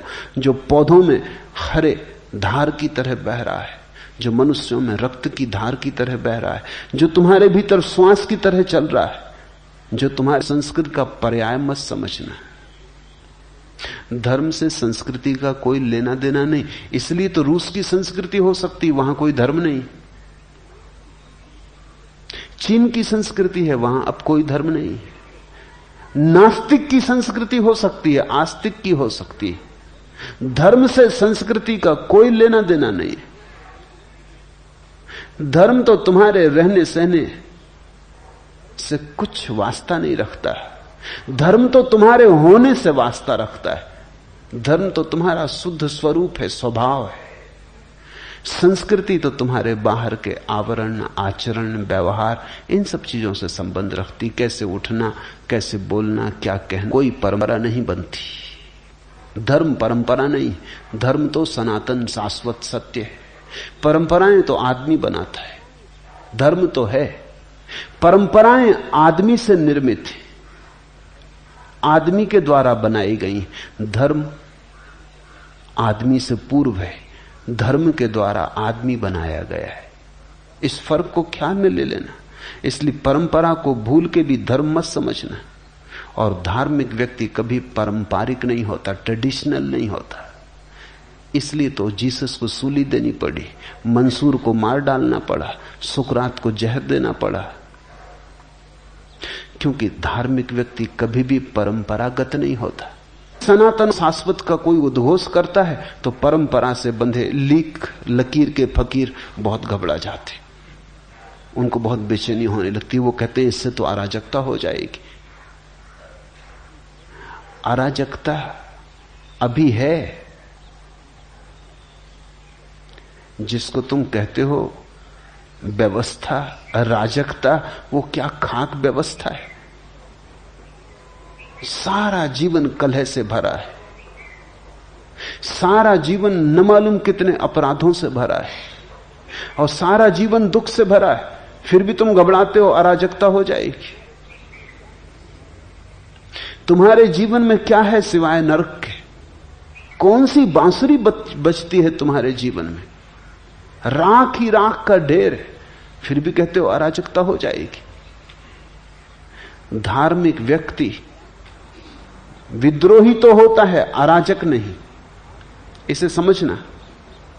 धार्मिक व्यक्ति ही वस्तुतः राजक व्यक्ति होता है, क्योंकि उसने संबंध जोड़ लिया अनंत से, उसने जीवन के परम मूल से संबंध जोड़ लिया। अराजक तो कैसे होगा? हां, तुमसे संबंध टूट गया, तुम्हारी ढांचे व्यवस्था से वो थोड़ा बाहर हो गया। उसने परम से नाता जोड़ लिया, उसने उधार से नाता तोड़ दिया, उसने नगद से नाता जोड़ लिया, उसने बासे से नाता तोड़ दिया। कृति और सत्ता तो प्लास्टिक के फूलों जैसी है। धार्मिक व्यक्ति का जीवन वास्तविक फूलों जैसा है। प्लास्टिक के फूल फूल जैसे दिखाई पड़ते हैं, वस्तुतः फूल नहीं मालूम होते, बस दूर से दिखाई पड़ते। धोखा है। तुम अगर इसलिए सत्य बोलते हो क्योंकि तुम्हें संस्कार डाल दिया गया है सत्य बोलने का, तो तुम्हारा सत्य दो कौड़ी का है। तुम अगर इसलिए मांसाहार नहीं करते क्योंकि तुम जैन घर में पैदा हुए और संस्कार डाल दिया गया कि मांसाहार पाप है, इतना लंबा संस्कार डाला गया कि आज मांस को देख के तुम्हें मतली आने लगती, तो तुम ये मत सोचना कि तुम धार्मिक हो गए। ये केवल संस्कार है। ये व्यक्ति जो जैन घर में पैदा हुआ है और मांसाहार से घबराता है, इसे देख के मतली आती, देखने की तो बात, मांसाहार शब्द से इसे घबराहट होती। मांसाहार से मिलती जुलती कोई चीज देख ले तो इसको मतली आ जाती। टमाटर देख के ये घबराता है, ये सिर्फ संस्कार है। अगर ये व्यक्ति किसी मांसाहारी घर में पैदा हुआ होता तो बराबर मांसाहार करता, क्योंकि वहां मांसाहार का संस्कार होता। यहां मांसाहार भाव हो चैतन्य का जैसा महावीर के भीतर हुआ, वो संस्कार नहीं था, वो उनका अपना अनुभव था कि किसी को दुख देना अंततः अपने को ही दुख देना है, क्योंकि हम सब एक हैं, जुड़े हैं। ये ऐसे ही जैसे कोई अपने ही गाल पे चांटा मार ले। देर अबेर जो हमने दूसरे के साथ किया है वो हम पर ही लौट आएगा। महावीर को ये प्रतीति इतनी गहरी हो गई, ये बोध इतना साकार हो गया कि उन्होंने दूसरे को दुख देना बंद कर दिया। मांसाहार छूटा इसलिए नहीं कि बचपन से उन्हें सिखाया गया कि मांसाहार पाप है, मांसाहार छूटा उनके साक्षी भाव में, ये करने लगा। चारों तरफ मांसाहार देखता है, पहले घबराता है, पहले नाक भौं से कौड़ता है, फिर धीरे धीरे अभ्यस्त होता चला जाता है। फिर उसी टेबल पर दूसरों को मांसाहार करते करते धीरे धीरे इसकी नाक, इसके नासारंध्र मांस की गंध से राजी होने लगते। फिर दूसरी संस्कृति का प्रभाव, वहां हर एक व्यक्ति का कहना कि बिना मांसाहार के कमजोर हो जाओगे। देखो ओलंपिक में तुम्हारी क्या गति होती बिना मांसाहार के, एक स्वर्ण पदक भी नहीं ला पाते। स्वर्ण पदक तो दूर, तांबे का पदक भी नहीं मिलता है। तुम अपनी हालत तो देखो, 1000 साल तक गुलाम रहे। बल क्या है तुम में? तुम्हारी औसत उम्र कितनी है? कितनी हजारों बीमारियां तुम्हें पकड़े हुए। निश्चित ही मांसाहारी मुल्कों की उम्र 80 साल के ऊपर पहुंच गई। औसत उम्र 80-85, जल्दी ही 100 साल औसत उम्र हो जाएगी। यहां 30-35 के आसपास हम अटके हुए। कितनी नोबेल प्राइज तुम्हें मिलती। अगर शुद्ध शाकाहार बुद्धि को शुद्ध करता है तो सब नोबेल प्राइज तुम्ही को मिल जानी चाहिए थी। बुद्धि तो कुछ बढ़, एक आध जैन को नोबेल प्राइज मिली। क्या मामला क्या है? तुम 2000 साल से शाकाहारी हो, 2000 साल में तुम्हारी बुद्धि अभी तक शुद्ध नहीं हो पाई। तो मांसाहारी के पास दलीलें हैं, वो कहता तुम्हारी बुद्धि कमजोर हो जाती, क्योंकि ठीक ठीक प्रोटीन, ठीक ठीक विटामिन, ठीक ठीक शक्ति तुम्हें नहीं मिलती। तुम्हारी देह कमजोर हो जाती, तुम्हारी उम्र कम हो जाती, तुम्हारा बल कम हो जाता। अमेरिका में तुम रोज देखते हो, खबरें सुनते हो अखबार में कि किसी 90 साल के आदमी ने शादी की। तुम हैरान होते हो, तुम कहते हो ये मामला क्या पागलपन का है। लेकिन 90 साल तो जैसे कोई जाके पश्चिम की संस्कृति में रहता, वहां ये सब दलीलें सुनता है और प्रमाण देखता है और उनकी विराट संस्कृति का वैभव देखता है, धीरे धीरे भूल जाता है। महावीर को अगर पश्चिम जाना पड़ता तो वो मांसाहार नहीं करते, वो फूल स्वाभाविक था। वो कहते ठीक 2-4-10 साल कम जिएंगे, इससे हर्ज क्या, ज्यादा जीने का फायदा क्या है। ज्यादा जी के तुम करोगे क्या? और थोड़े जानवरों को खा जाओगे, और क्या करोगे। महावीर से अगर किसी ने कहा होता तो वो कहते जरा लौट के तो देखो, अगर तुम 100 साल जिए और तुमने जितने जानवर, पशु, पक्षी खाए उनकी जरा तुम कतार रख के तो हड्डियों के ढेर तुमने लगा दिए अपने चारों तरफ। एक आदमी जिंदगी में जितना मांसाहार करता है, हजारों लाखों पशु पक्षियों का ढेर लग जाएगा। अगर जरा तुम सोचो कि इतने प्राण तुमने मिटाए, किस लिए? सिर्फ जीने के लिए। और जीना किस लिए? और पशुओं को मिटाने के लिए। अगर महावीर से कोई ये कहेगा कि तुम निर्बल हो जाते, तो वो कहता बल का हम करेंगे क्या? किसी की हिंसा करनी, किसी को मारना है, कोई युद्ध लड़ना है। अगर महावीर को कोई कहता कि देखो तुम 1000 साल गुलाम रहे, तो महावीर कहते 2 स्थितियां हैं, या तो मालिक बनो किसी के या गुलाम। महावीर कहेंगे मालिक बनने से गुलाम बन, चोर बनने से चोरी का शिकार बन जाना बेहतर। अगर महावीर को कोई कहता कि देखो तुम्हें नोबेल प्राइज नहीं मिलते, वो कहते नोबेल प्राइज का करेंगे क्या, ये खेल खिलौने हैं बच्चों को खेलने कूदने के लिए अच्छे, इनका करेंगे क्या। हम कुछ और ही पुरस्कार पाने चले, वो पुरस्कार सिर्फ परमात्मा से मिलता है और किसी से भी नहीं मिलता। वो पुरस्कार साक्षी के आनंद का है, वो सच्चिदानंद का है। नोबेल प्राइज तुम अपनी संभालो, तुम बच्चों को दो, खेलने दो, ये खिलौने हैं। इस संसार का कोई पुरस्कार उस पुरस्कार का मुकाबला नहीं करता जो भीतर के आनंद का है। भ्रष्ट होके आ जाता है, कारण वो भ्रष्ट था ही, भ्रष्ट होके आ गया ऐसा नहीं।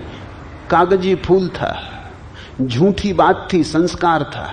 संस्कृति और धर्म में अंतर समझ लेना। धर्म तुम्हारा स्वानुभव है और संस्कृति दूसरों के द्वारा सिखाई गई बातें। लाख कोई कितने ही व्यवस्था से सिखा दे, दूसरे की सिखाई बात तुम्हें मुक्त नहीं करती, बंधन में डालती है। तो जब मैं कहता हूं धर्म बगावत है, विद्रोह है, तो मेरा अर्थ है बगावत परंपरा से, बगावत संस्कार से। बगावत आध्यात्मिक का अनुसंधान दूसरे ढंग का है, वो भीतर से बाहर की तरफ आता है, वो किसी के द्वारा आरोपित नहीं है, वो स्वस्फूर्त है।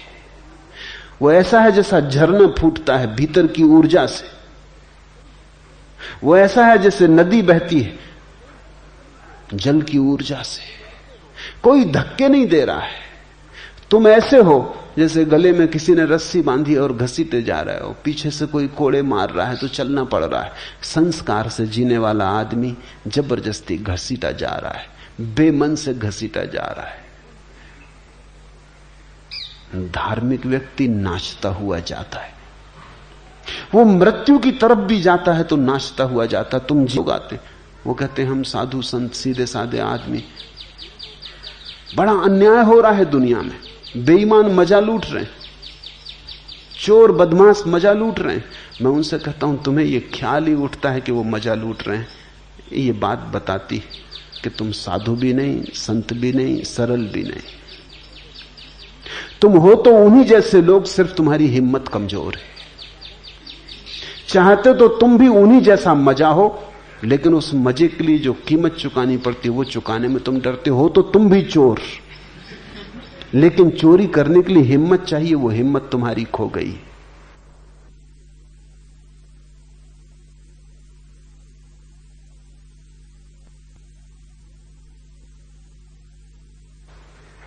चाहते तो तुम भी हो कि बेईमानी करके धन का अंबार लगा लें, लेकिन बेईमानी करने में कहीं फंस ना जाएं, पकड़े ना जाएं, इसलिए तुम रुके हो। अगर तुम्हें पक्का आश्वासन दे दिया जाए कि कोई तुम्हें पकड़ेगा नहीं, कोई तुम्हें पकड़ने वाला नहीं है, कोई पकड़ने का डर नहीं, तुम तत्क्षण चोर हो जाओगे। धार्मिक व्यक्ति तो दया खाता है उन पर जो बेईमानी कर रहे हैं, क्योंकि वो कहता है ये बेचारे कैसे परम आनंद से वंचित हो रहे हैं, जो हमें मिल रहा है वो इन्हें नहीं मिल रहा। धार्मिक व्यक्ति ईर्ष्या नहीं करता अधार्मिक से, दया खाता है, मन ही मन में रोता है कि इन विचारों को, सिर्फ क्योंकि उसके पास कुछ विराट तर है, और उसी विराट के कारण उसके जीवन में एक अनुशासन होता है। उस अनुशासन के ऊपर कोई अनुशासन नहीं है। धार्मिक व्यक्ति विद्रोही है, लेकिन अनुशासनहीन नहीं। उसका अनुशासन आत्मिक है, आंतरिक है, आत्मानुशासन है उसका अनुशासन।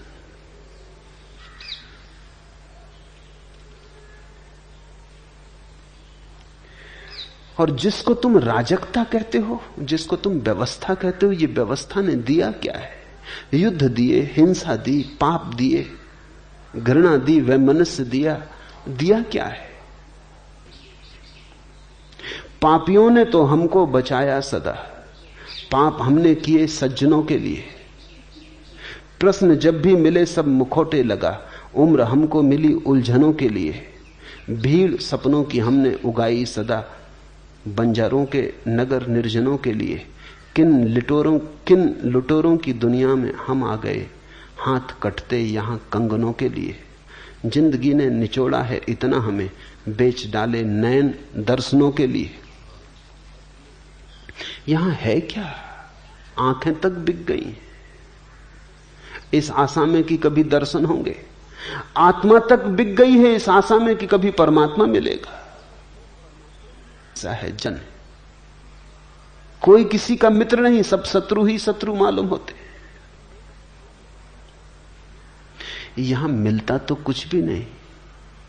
किस बात को तुम व्यवस्था कहते हो? व्यवस्था तो तभी हो सकती है जब जीवन में आनंद हो। आनंद एक व्यवस्था लाता है। आनंद के पीछे छाया की तरह आती है व्यवस्था। स्मरण रखना, दुखी आदमी अराजक होता है, सुखी आदमी अराजक नहीं हो सकता। दुखी आदमी अराजक हो ही जाता है, उसे मिला क्या है तो वो तोड़ने फोड़ने में उत्सुक हो जाता है। जिसके जीवन में कुछ भी नहीं मिला है वो नाराजगी में तोड़। इस व्यवस्था को, इस धोखे की व्यवस्था को तुम व्यवस्था मत समझ लेना। ये राजनीतिज्ञों की चालबाजी है। और जिन्हें तुम समझते हो कि वो तुम्हारे नेता हैं, जिन्हें तुम समझते हो तुम्हारे राहबर, वो राहजन, वही तुम्हें लूटते हैं। चलो अब किसी और के सहारे लोगो। बड़े खुदगर्ज हो गए थे किनारे लोगो, अब तो किनारे का भी सहारा रखना ठीक नहीं मालूम पड़ता। चलो अब किसी और के सहारे लोगो, बड़े खुदगर्ज हो गए थे किनारों लोगो। सहारा समझ गंढल से गई हैं पतवारें लोगो। क्या गुजरेगी सफीने पे खबर नहीं, अंधड़ से मिल गई हैं पतवारें लोगो। हजारों बेबस आहें दफन हैं यहां, महज पत्थरों के ढेर नहीं हैं ये मजारें लोगों। यहां अंधड़ से मिल गई हैं पतवारें। यहां जिन्हें तुम समझते हो तुम्हारे सहारे हैं वो तुम्हारे शोषक हैं, और जिन्हें तुम समझते हो कि व्यवस्थापक हैं वो केवल तुम्हारी छाती पर सवार है। तुमने कभी ख्याल किया, जो भी आदमी पद पे होता है वो व्यवस्था की बात करने लगता है, और जो आदमी पद के बाहर होता है राजनीति में वो बगावत की बात करने लगता है। अनुशासन पर्व की जरूरत है। इस सारी दुनिया में सदा से ऐसा होता रहा। राजनीतिक को सिर्फ पद का मोह है, न व्यवस्था से मतलब है, न अव्यवस्था से। हां, जब वो व्यवस्था का मालिक नहीं होता, जब खुद के हाथ में ताकत नहीं होती, तब वो कहता है सब गलत है, तब क्रांति की जरूरत है। और जैसे ही वो पद पे आता है फिर क्रांति की बिल्कुल जरूरत नहीं, क्योंकि क्रांति का काम पूरा हो गया। वो काम इतना था उसको पद पे लाना, वो काम पूरा हो गया। फिर जो क्रांति की बात करे वो दुश्मन, और वो जो क्रांति की बात कर रहा है उसको भी क्रांति से कुछ लेना देना नहीं है। ये बड़ी कुर्सी से उतरे क्रांति, अब क्रांति तुम्हारे हित में। धार्मिक व्यक्ति को न तो व्यवस्था से मतलब है न क्रांति से। धार्मिक व्यक्ति को आत्मानुशासन से मतलब है। धार्मिक व्यक्ति चाहता है, बाहर के सहारे बहुत खोज लिए, कोई व्यवस्था नहीं आ सकी दुनिया में, अब जागो, अपना सहारा खोजो, अपनी ज्योति जलाओ। बाहर के दियों के सहारे बहुत चले और भटके, सिर्फ भटके, खाए खंडहरों में गिरे, लहू लुहान हुए। अब अपनी ज्योति जलाओ और अपने सहारे चलो। नहीं कोई बाहर तुम्हें व्यवस्था दे सकता है, अपनी व्यवस्था तुम स्वयं दो। तुम्हारा